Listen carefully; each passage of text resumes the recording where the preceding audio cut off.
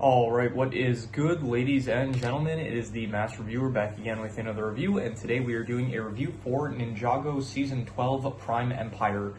Yeah, this is a rewatch for me as usual, no real context to give other than this, and yeah, let us just begin, starting off with the plot. So the plot of this season is that the ninja are going after the mechanic who has stolen a motherboard, and he is planning to use that motherboard to activate Prime Empire, which is a video game that was built by Milton Dyer, who was a developer that created Prime Empire many years ago. He never ended up releasing it, and so the mechanic ends up, apparently the AI of the game Prime Empire is Unagami. Unagami stands for Unfinished Adventure Game number 1, so Unagami is working with the mechanic in order to activate Prime Empire, and the mechanic fails to do so, but the ninja get a hold of the motherboard, and Jay, wanting to play Prime Empire, he plugs the motherboard into the arcade console. So then he starts playing it, he reaches level 13. After he reaches level 13, he is asked if he would like to enter Prime Empire. He enters Prime Empire, and it also ends up plugging the motherboard in, also releases a shockwave, which ends up turning a bunch of arcade consoles into Prime Empire. And so lots of people throughout all of Ninjago are now entering Prime Empire, and they are becoming players in the game. So the plot of the season is that basically the ninja, they need to stop Unagami, because Unagami is kidnapping all these people. Basically, he is using their energy in order to create a portal so that he can make it to the world of Ninjago and escape Prime Empire, basically. So the ninja need to stop Unagami because he's obviously kidnapping and stealing the energy of innocent people. So that is the plot of the season, and you do have like the ninja, they are split a bit, where you have most of the ninja do end up entering Prime Empire, but you do have Zane kind of sticking back with Pixel and Wu, and they are investigating, like they're trying to go after Milton Dyer in the real world. Meanwhile, the ninja are trying to stop Unagami directly. And so, yeah, they have to find, it's honestly very reminiscent of Ready Player One, where in Ready Player One, they had to find 3 keys in order to beat the game, and in Prime Empire you also have to find 3 katanas, which, number one, there's basically 3 different kinds of levels that they need to, there's like 3 different challenges that they need. Like one is a course that they have to face with the help of Okino, who is a samurai.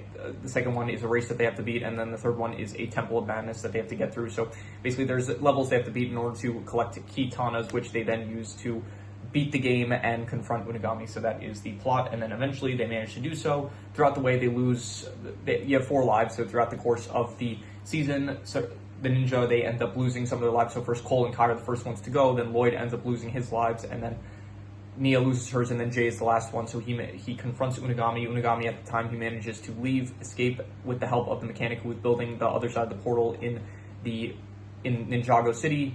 And so Unagami escapes, Jay escapes, and then their plan is that they are going to get Milton Dyer, and they're going to confront Unagami with Milton Dyer in order to talk him out of him trying to basically take over Ninjago City and causing chaos, basically. So they do that. Milton Dyer basically tells him, you weren't meant to cause destruction and chaos, you were meant to bring joy to people. And so it's a pretty, I'm not going to say it's anticlimactic, because it is like a good final confrontation, basically, of like a heart-to-heart between Unagami and his creator. So I did actually like that scene. So it's not anticlimactic, it's just that it does kind of like feel like a pretty easy, quick solution compared to some of the other conclusions that certain seasons have had. So, but even so, yeah, that is basically where the season ends. All the ninja, they return, and then anyone from Prime Empire that is an NPC, they can choose to live in.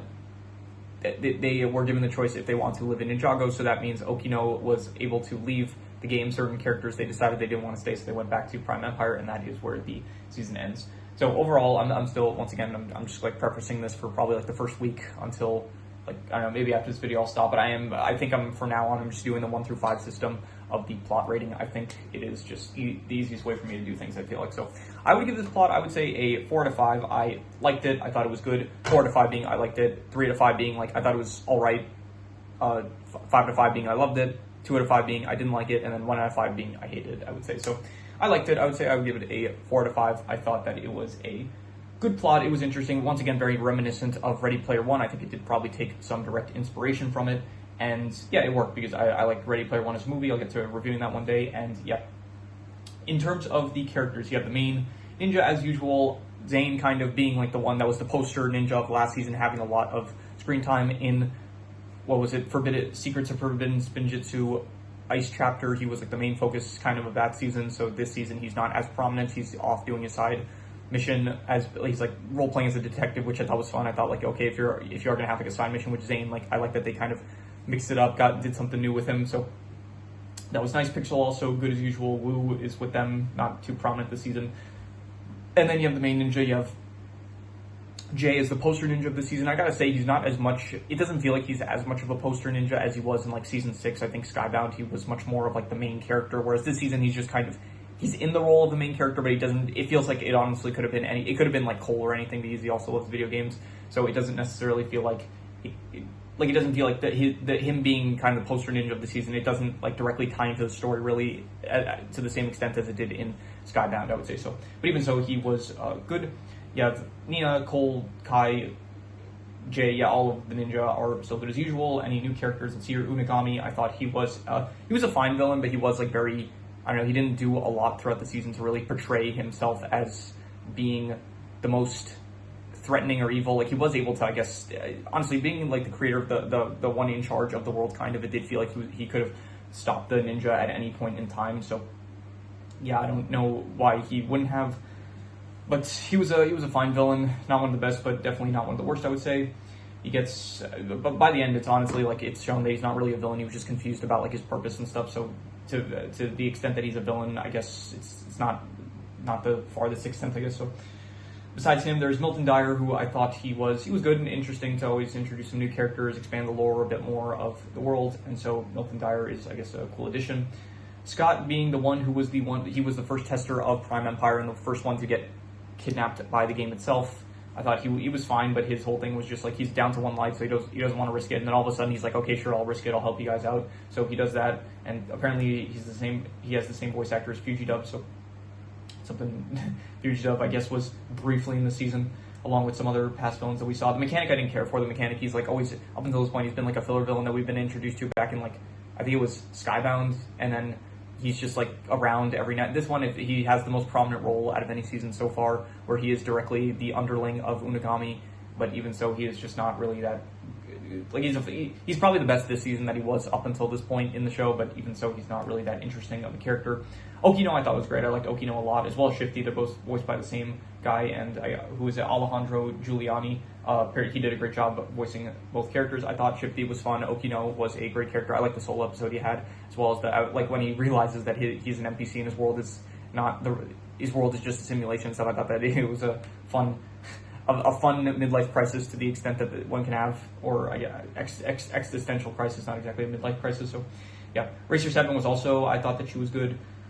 Who else is there? Cyrus Ward makes a bit of a cameo. They do reference, actually, there are a few references to previous stuff in previous seasons, which I did appreciate. He did reference the Digiverse all the way back in season 3, which I really do appreciate anytime that they bring stuff up from the past.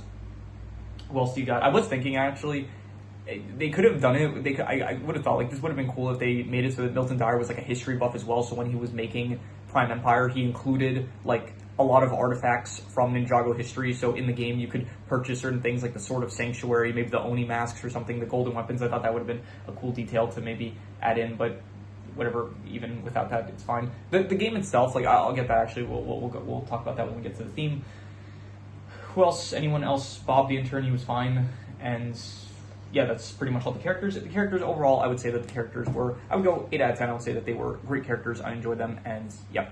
In terms of these settings, the setting of Prime Empire being the main setting of the season, it's a nice setting. The main area is a bit underwhelming, honestly, like the main area of Prime Empire, but then there are it's composed of different zones. So you do have the area with Okino. I thought that was pretty cool. The cliffs of I forgot the area name. It's called here Ninjago Cliffs of Hysteria. Yeah, that was the name of the episode. So the cliffs of Hysteria that were cool. The maze area, that was pretty nice, I guess.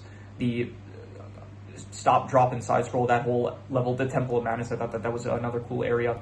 And this season like just feels like one of the more creative seasons, where they're just like having a lot of different areas, and they're like kind of it feels nice. It feels like it's like creative, I would say. So you have the racetrack area as well. It's just the area that's like the racetrack area and subsequent area that is just, I don't know, the main area that the ninja initially spawned in, that area is just a bit one note kind of, and I do like the other, like it's fine, it's not bad, but it is just a bit, I kind of wish for a bit more. And yeah, there's the garage area that Scott is at that I don't really have any thoughts on, but overall I would give the settings, I would say like I go 7.5. I would say that the settings were very good. I like them. I thought that, yeah, the whole setting of Prime Empire as well, and the context of the setting, I think it is very good, I would say, so a 7.5.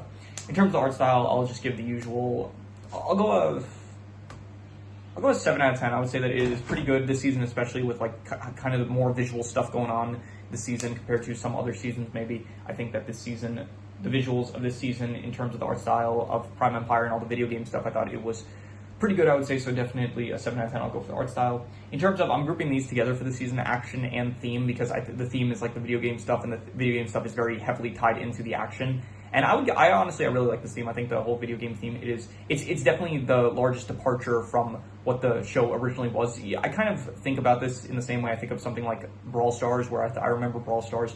I don't really play that game anymore, but I remember at the start, Brawl Stars was kind of intended to be a game that was Western themed, and then you get to modern day Brawl Stars, and it's like completely departed from that initial theme that they had at the start. So that's what I kind of feel about Ninjago, where it's like honestly, this kind of stopped after the second season, to be honest, but it's like Ninjago was kind of ninja stuff, as well as it was very much focused on stuff that was related to a certain lore, where it's like, okay, Spinjitzu, the overlord, darkness versus light, and like in the third season, it's like, okay, yeah, we have technology, but it's kind of still being incorporated with the whole like darkness, ancient darkness kind of stuff. It's like it all felt kind of ancient and stuff, and like very heavily drenched in lore, and it still feels that way. Definitely, like the lore is expanding constantly throughout the seasons, but this one definitely feels like the largest departure from like at the beginning, where we were with just ninjas fighting ancient evils kind of. So yeah, even so though, I think the theme was great. I liked the levels, they were cool. The fight scenes as well, like the fight scenes which are, I would consider, tied in with the actual theme itself. There was the fight where Harumi made a small cameo this season where she fights Lloyd. I thought that was a great fight, and I like the weapons. Honestly, the weapons, not the katanas, but the actual weapons that they use, like the video game weapons. I thought that they, like, it's pretty basic, but it's still, they were cool, I thought. So I would give the action and the theme, I would probably go, I'm not going to go amazing, but I'll say they were great. I would say 8 out of 10 definitely for the action and the themes. In terms of the worst thing, I will say that the worst thing was, I'm not really sure about a worst thing. Nothing exactly comes to mind, but I don't know, maybe that this isn't, I'm not going to say this is the worst thing, but I feel like maybe they could have been a bit more creative with it. Like, you are in a video game setting, and so I feel like, you know, you could, like I mentioned, they could add in a detail of Milton Dyer being a history buff, and then maybe you can buy certain stuff that we've seen in previous seasons. That would have been kind of cool. But even not even that, but like they could have just, I don't know, gone into more of an extent of, they could have been more detailed with the actual power-ups instead, not power-ups, but the actual upgrades that you can get. Like they mentioned at a certain point that you need to upgrade your stamina, you need to upgrade your strength, you need to upgrade your stealth abilities, and they mentioned like, okay, which one of us has the highest stealth rating, so that they can steal the katana from the dragon when they're at the maze. And Jay says, he has the highest stealth rating. So it's like they don't really focus on that a bit, as much as I kind of wish they would. Like you're in a video game setting, I kind of wish you would take a bit more advantage of it. So I'll say the utilization of the theme, the execution. I'll say the execution. I'll give like a 6 out of 10 for the execution. I'll say it was above average, but I feel like you could have done a bit more with the actual stuff that you're working with. So yeah. In terms of the best thing I would say is, I'll reuse the action / theme and the character. I'll just reuse the best scores once again. 8 out of 10 for the action, the theme, and the characters all in 8 out of 10. So I will go another 8 out of 10 for all of those because they were all great, I would say. So yeah. That is all the scores, so I'm going to do the calculations. So King Crimson. All right, so it ends up coming out to exactly a 7.5, which would be very good. And I think I would give it, yeah, like a 7.5. I don't know if I would say it was great, but I'm thinking, like, honestly, between like a 7.5 to an 8, but I will be harsh. I will just call it a 7.5. I thought that it was very good, I would say. And yeah, I'm going to be harsh with it. I'll call it a 7.5, very good. And yeah, that is what I would give it. So that is pretty much all there is to it. So if you have any recommendations, any shows, movies, video game stories, anime, manga, web series, anything that you want me to review, leave it in the comments and I will maybe possibly check it out. But with that said, that is pretty much all there is to it. So let's leave it at that.